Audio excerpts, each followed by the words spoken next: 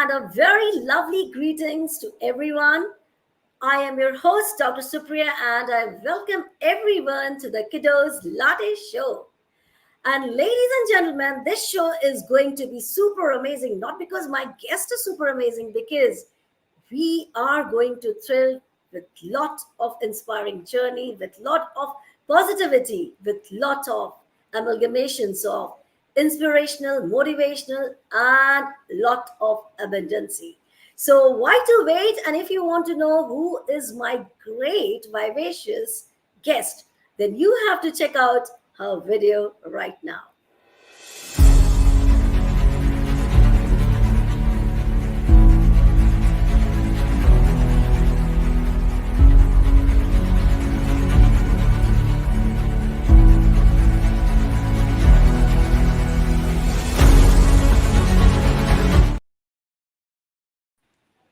Here is my lovely guest from United States, Dr. Marcia Thomas.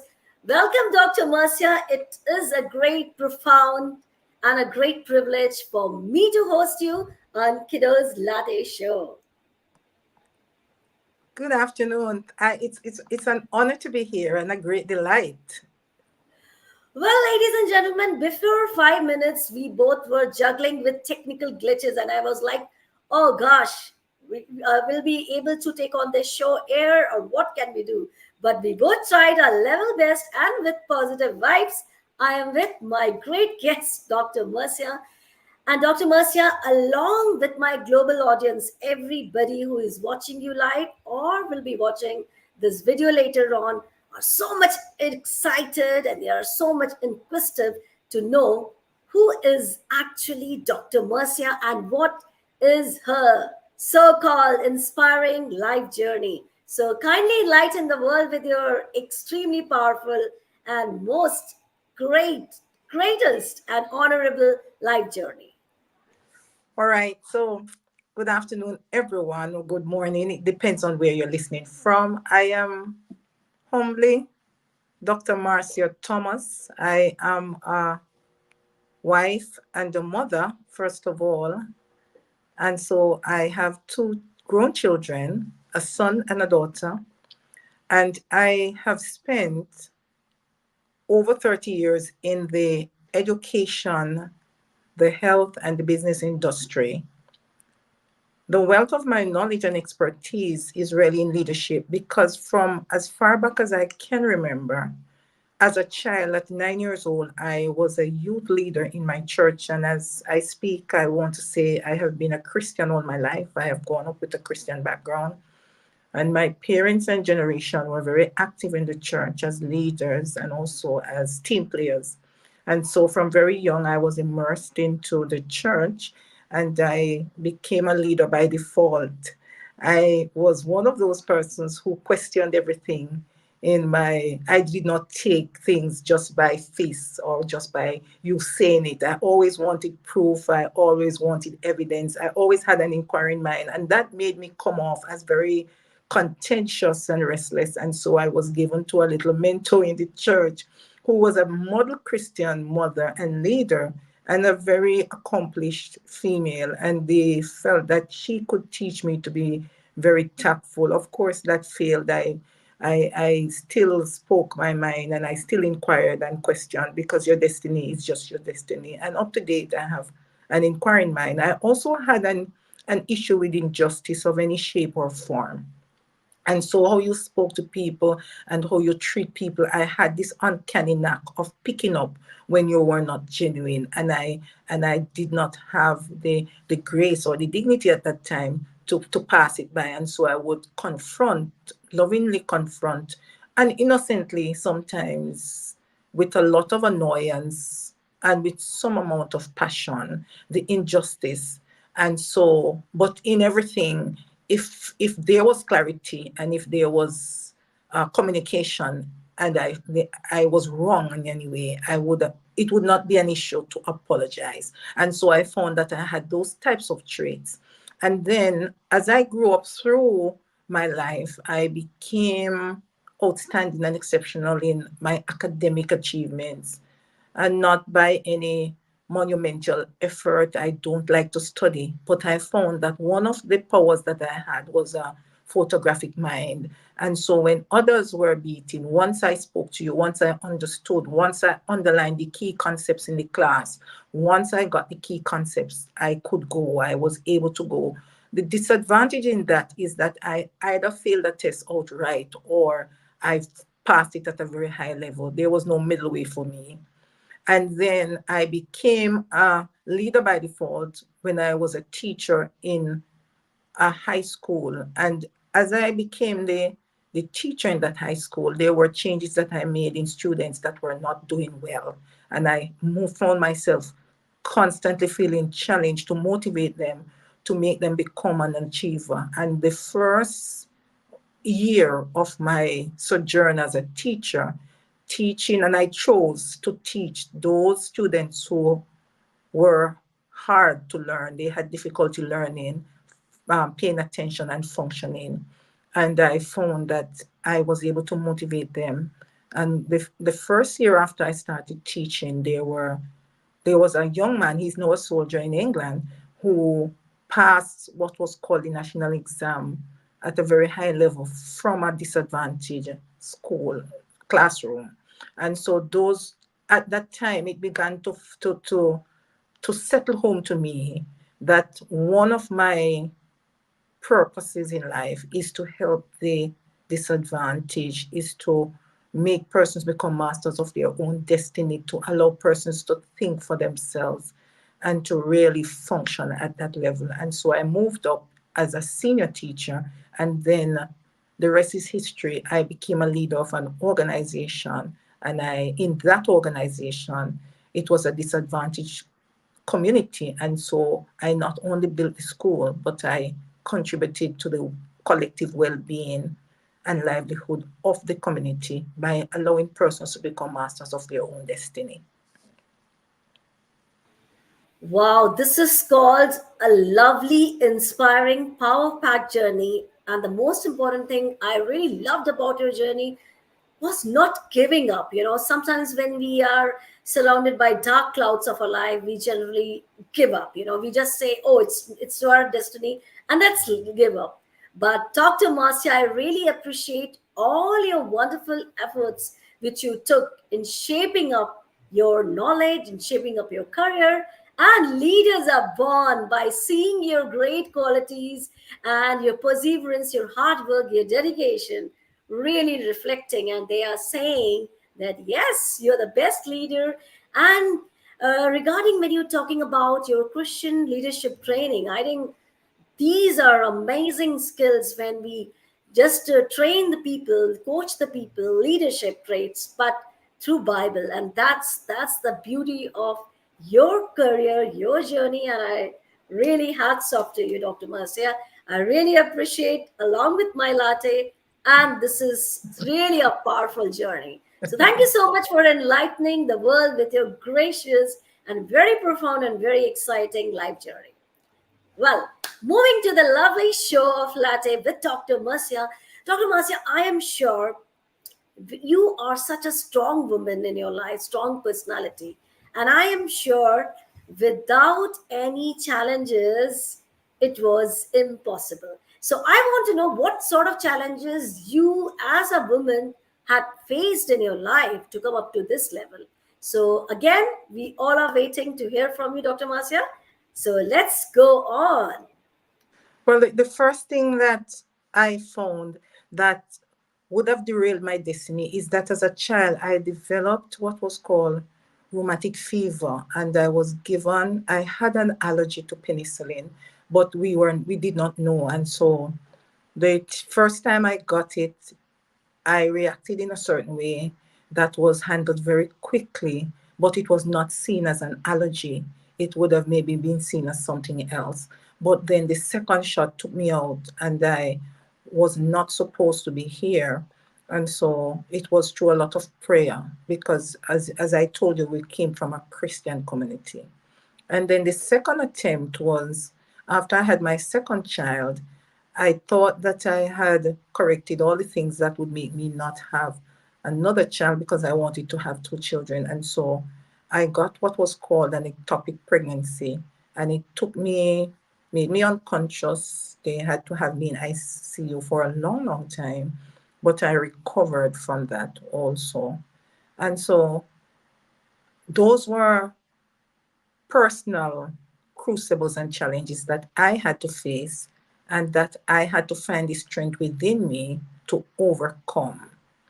Because one of the things that I found also is that in my zest, and that was my earlier years before I took the realization to balance family, work, and career, I found that sacrificing one for the other what is a tendency for female leaders, because you find that you have to be 5 times as good as your male counterpart for you to be actually recognized. And so I pushed myself a lot because I had this perfectionist streak where I must excel, I must achieve, and I must show you that I am as good as you are. And that is for the male counterparts. And that gave me a lot of burnout. It made me feel lonely at the top also. And I became very tired of proving myself.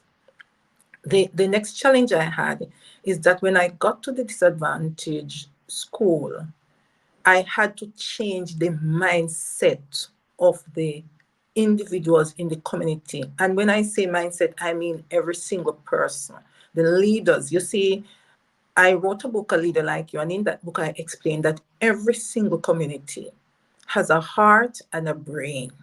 The brain is the one in the community that is seen with the greatest influence and impact that can sway everybody in one direction. And the heart is the person in that community that with the same impact and influence, but is one that calls for reason, allow persons to see reason.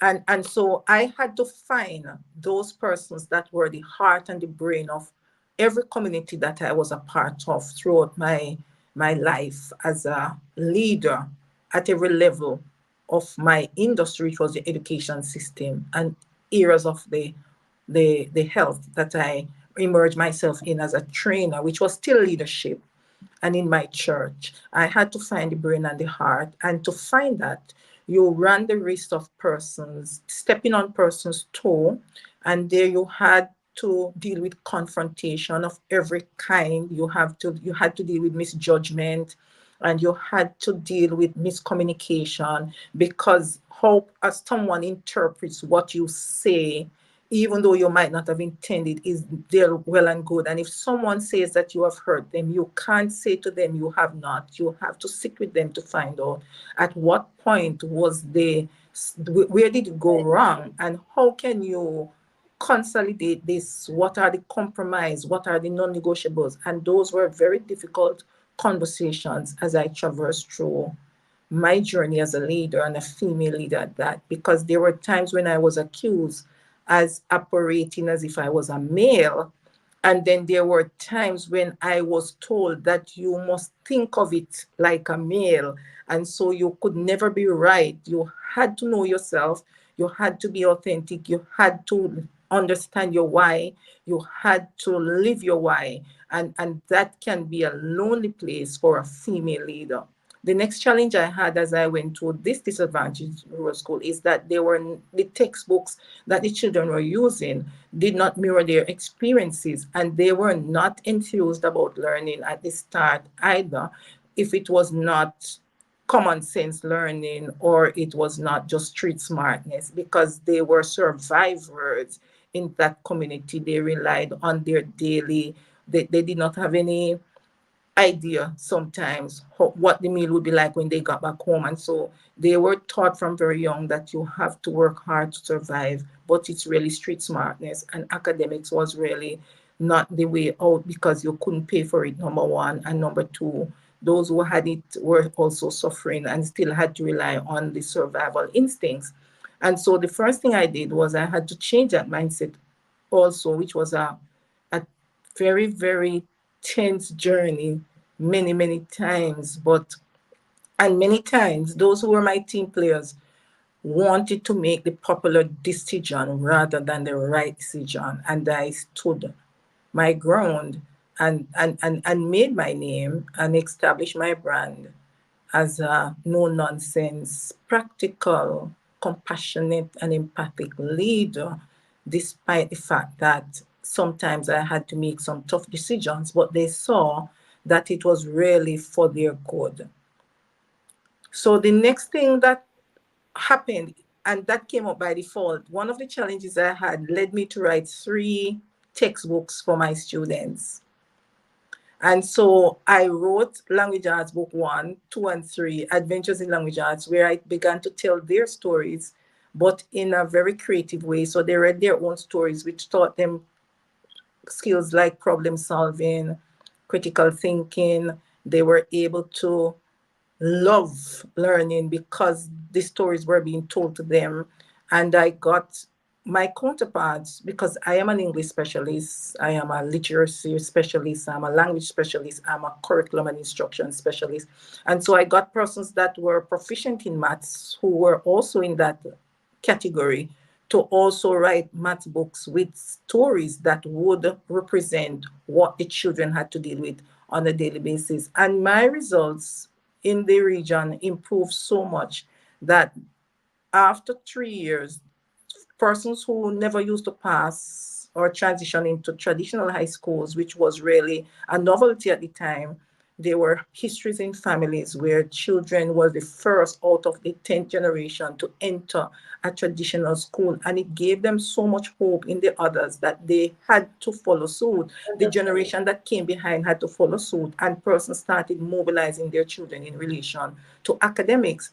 I also had to find opportunities for my parents to work and balance their children, because most of the households were led by men who were farmers and they were not readers either. They chose females who could do the reading for them and the negotiation.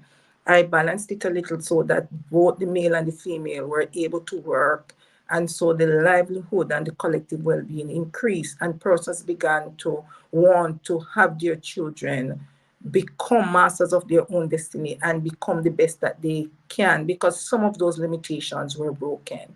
So I found that I had to constantly understand my purpose, my why, always question myself, and I had to stick very close to God to get the wisdom, the discernment, and also the tact, when to ignore things, when to confront these things, and when to actually partner, and who I am to partner with. And so it changed the face of the building. I got infrastructural things done by persons who would not normally partner or participate, and they gave of their time, their resources, and their efforts to change the landscape. I got internet into that school, and that was the only area that had internet, so the internet served the community. And there were many other things that were done. Dr. Marcia, I am really speechless and I'm really mesmerized to learn and to know about your challenges. And I will say only one thing after going through your challenges, that women, thy name is fragility, but you are stronger than the mountains. That what, Dr. Marcia, you have proved. You were just unstoppable. You were facing a lot of challenges, but behind every challenge, you were finding the first sole purpose, that is why, and grabbing the golden opportunities. And see, you had written a number of books, changing the thoughts of people, their mindsets, and it's very great challenge, changing people's mentality. That is your high Yes. order thinking skills. You're influencing the people, and that says a great challenge given to a great golden opportunity. So I really appreciate, and I'm sure all the feminine leaders who are watching us live, who will be watching this video later, they are going to get a lot of zest, zeal, and they're going to grab a lot of inspiration from your life, Dr. Marcia. So again, a great hats off along with my coffee to you. Thank you so much. Well, this was really awesome, and this has provoked me to say only one thing about Dr. Marcia is success is to flow like water through a road of rocks, and you have to move on without giving up on your dreams. So that says never ever give up on your dreams. Be like Dr. Marcia and move on in life. So, Dr. Marcia, now this is the time when everybody's so excited and they are showering their love in the form of comments in the chat box. And I'm so elated to get all these things. So let's revive and make our people more engaging and more, just getting a lot of influence for your personality and your life journey. Dr. Marcia, we all know that you're a great leadership consultant of Christian minority, and you also take care of the great MTS consulting coaching.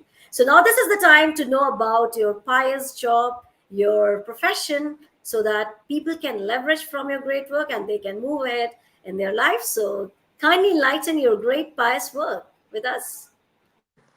Well, I founded the MTS Consulting and Coaching in 2019 and registered it. But in 2015, as I was challenged by some dons in the community, I found that I wanted to be able to coach my teachers who were overwhelmed or and these parents and so on. So I certified myself as a life coach and then as a purpose coach, then as a transformational coach.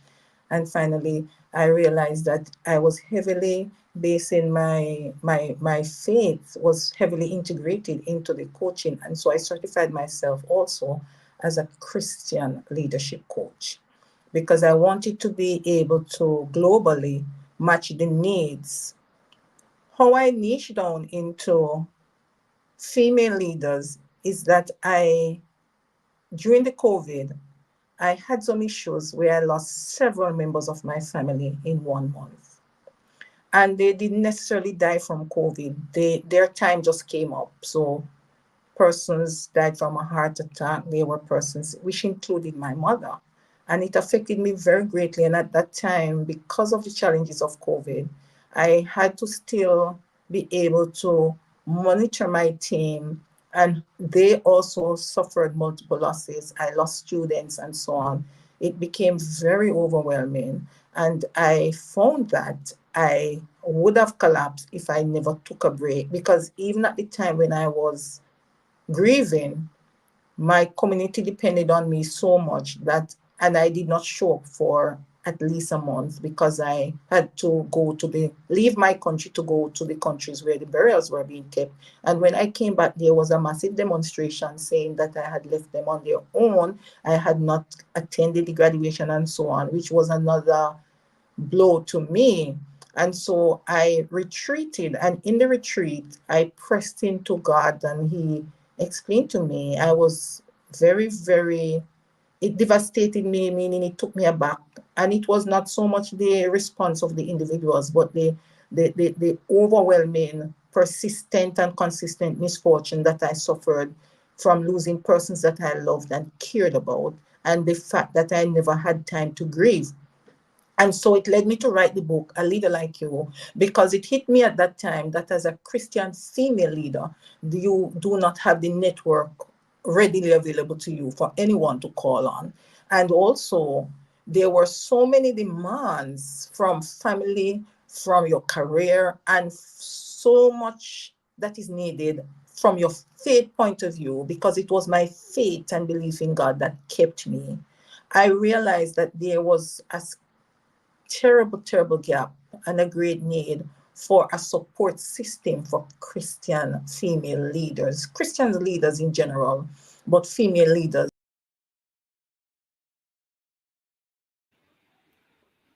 expected to serve in all of those different dimensions.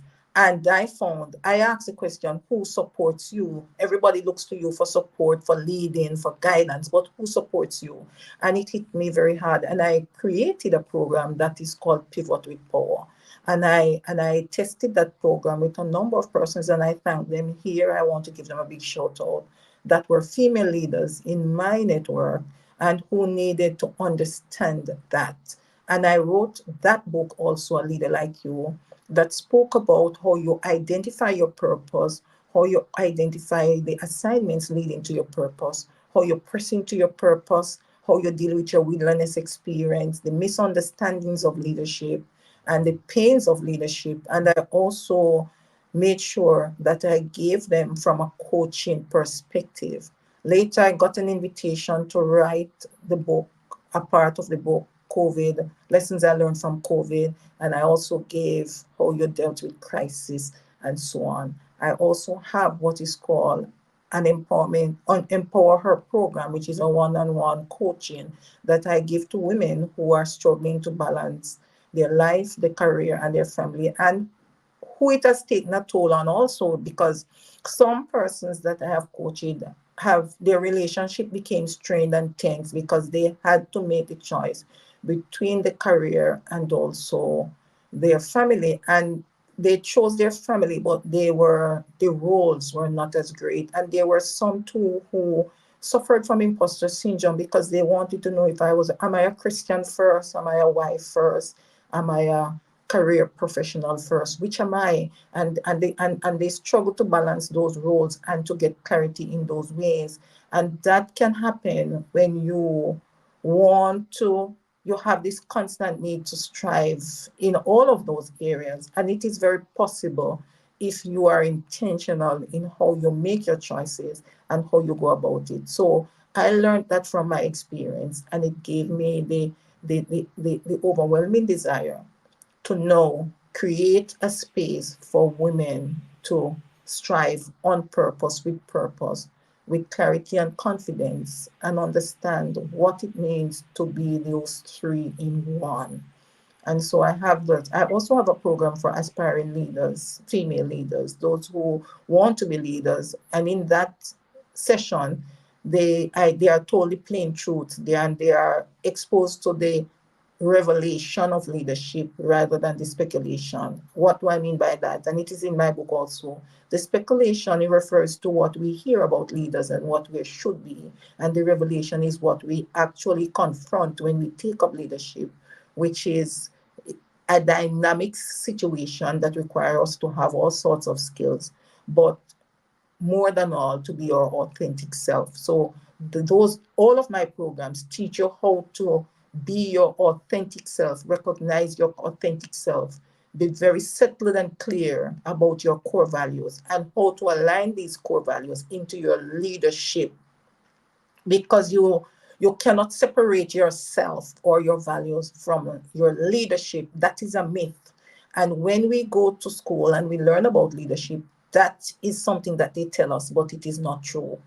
Who you are shows up in your leadership. Your core values show up in your leadership. If you are not your authentic self when you are leading, then you are an imposter. And you'll find that you will have struggles. You will not fulfill your destiny. You will not be clear about what you want. You will be frustrated. You will be overwhelmed. You will be burnt out. You will be very tired. You will be resentful. You will be angry because you just feel stuck. So one of the keys that I teach is that for you to get unstuck, you must know yourself, you must love yourself, you must accept yourself, you must know your why, you must understand your why, and you must live your why. And that is what I teach. And so that is how the programs came into being. And so that's the Wow. program I have. And there are 2 books out there on the shelves, and there are some language books, and there are 2 more coming. Chosen and Faithful, which is another leadership book, and The Lies That We Tell Ourselves as Leaders is the next one. So I'm working on Dr. those. Of course, I Marcia, have ebooks also great. that are familiar with the program. And they can get these books on IntraSpark. It's on Barnes and Noble, it's in Amazon, and so on. There is an Yes. audiobook coming to The Leader Like You. It was supposed to have been out in celebration of those that I had lost who were leaders in their different industries, but there was a glitch, and we know how those glitches can go. Yeah. So, Dr. Marcia, first of all, again, a very big applaud for you for your gracious work. And you had made me thought, when you were narrating about your leadership qualities, I was thinking only one thing, that yes, when God closes and when one door for you, he will open 1,000 doors for you. And God has destined every human being for their gracious work, as you are a Christianity leadership consultant. So this is the deeds of every pious gentleman or woman. And we have to spread the piety, that you can say, the purity, the positivity to the world, which God has given a great work to spread happiness, to spread positivity. and your lovely books, which are available in Amazon. So here, I would love to connect to all the people with Dr. Marcia for a great coaching. And yes, surely you can transform yourself into your best ones if you do consult with her and go through her books. Her books are easily available on Amazon, and you can make your life best and the bestest and the transformed one. So that's the thing which everybody's there. And I am thinking today I'm getting tons and tons, lots of wonderful comments in the chat box.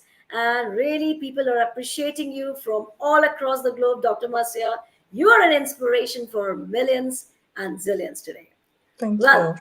now it's the time for a very great question and a very favorite question of mine, and Just also before for you the go, world. just before you Yeah, go, I sure, want to sure. reiterate that there, for one to have what is called, I call it significance, because for me success is subjective, and so I call success significance, because significant means that you serve people and they become your disciples. But I learned that in that journey towards becoming significant, there are some key things that we are not to forget, which I really want us to remember here. And the first of that is that hard work is important. The only place that success comes before work is in the dictionary. And we want to understand that we have to work for what we want. And then there is patience. God does things for us, in his own time. And sometimes we want things, but we are not ready. And so God has to prepare us to take us to where we are. And sometimes he also gives us experiences to nudge us into our passion and into our purpose. But if we find that we do premature appointments, then we find that we get ourselves in trouble, because those hasty decisions do not serve us. We lose the battle with time, and we have to do things over. Sacrifice is also important. You have to sacrifice for what you want.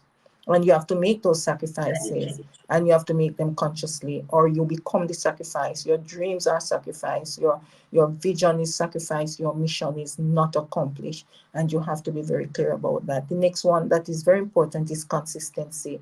Consistency works with determination, it works with preparation, it works with repetition, and it works with focus. Your focus might change, but whatever you need to get done, whatever adjustments you need to make, you still have to do whatever you're doing over and over to get the results that you want. And you also have to be disciplined. You see, motivation is just not enough. Discipline is what keeps you fixed on your purpose and your passion, because it's hard. The fact that you identify your purpose or know what you're about doesn't make it easier. Sometimes it becomes extremely hard because the forces work against you, because your purpose is really something much bigger than you. It is your established path. It's your life script that was written divinely for you, and you have to understand so you do not deviate. And finally, you have to have self-confidence. Once you are confident in yourself, then nothing can deter you. You are your authentic being. You are very aware. You are true to yourself. You are vulnerable. You are valuable. And all of that makes you fully who you are. You are not false at all. And so you cannot be false to any man. That enables you to live your life, in your life, with your life. That's it. I wanted to Wow. share that. These are really golden lines. And thank you so much, Dr. Marcia, for enlightening every soul who are watching us live. And even me too, I'm so much excited. I basically, my evening will be like very lethargy. I need a coffee or something like that. But trust me, haven't taken a sip of my coffee. You have energized me. You have rejuvenated me, my soul, and great, leadership qualities that really matters as a human being. So thank you so much, Dr. Marcia, for such an, soul awakening session. I really loved it. And I think this is one of the best podcasts I have ever hosted in my life. So thank you so Thank much you so from the much. bottom of my heart. Humble. Well, this question, which I'm going to ask Dr. Marcia, it's very simple. What is your opinion about KUDOS Latte Show? And you can say anything about our founder, CEO Matt Allen, or anything you would want to say or The want first to. thing that the first thing that attracted me to this show was Matt Allen. I met him with Joan and Lady J and Lady K as we met in person in I think it was July in we did something in New York, Manhattan, and I met him. The thing that stood out for me when I met him was his wit and his sense of humor. Awesome, awesome. And his pure soul and the fact that there were no lines drawn as to who to accept and not to accept. He was just himself, pure and loving soul. And he spoke about the kudos, and I heard about it, and it resonated with me in relation to making this world a comfortable place for persons to live and live with dignity, and how he wanted to get rid of homelessness. It resonated with me because my mother was an advocate to serve homeless people in a compassionate way, and so I found that as a child I had to be feeding these homeless persons at particular times of the year, and the joy I got from it. And so just to know that that was what he was about, and that they were dealing with, along with Lydia and the others, those issues that would make persons live more comfortably with dignity and compassion, and get rid of homelessness, and the sacrifices that they were making appealed to me very, very much. And so I followed the program. I have been invited to some of the karaoke's and so on, and I found that those are great. I have had to promote also parts of their feeding program. I have pushed persons in that direction for sponsorship and so on, that I know would be interested in stuff like that with the details. And I also find that the collaboration that he puts into this program is that persons who want to help in different ways, whether as consultants, as experts, or hands on the ground, that he gives everyone an opportunity to make this world a better place. The fact that he also believes that we are the solution is important for me. That also resonated with me. We are the solution. Awesome. This is really, touched my heart. And yes, this is very true. Matt Allen, the founder and CEO of Kiddos Miracles. I mean, he's just mind blowing, doing the great things for the humanity and society. And he's spreading positive vibes, those who need, and making everyone's dreams come true. So thank you so much, Dr. Marcia, for all these golden, elated, and lovely words. These are really motivating everyone in our team. So thank you so much. And yeah, one audience, David Cause, is writing, beautiful ladies. Thank you, no coffee needed. So yes, it's really a soul awakening session with Dr. Marcia.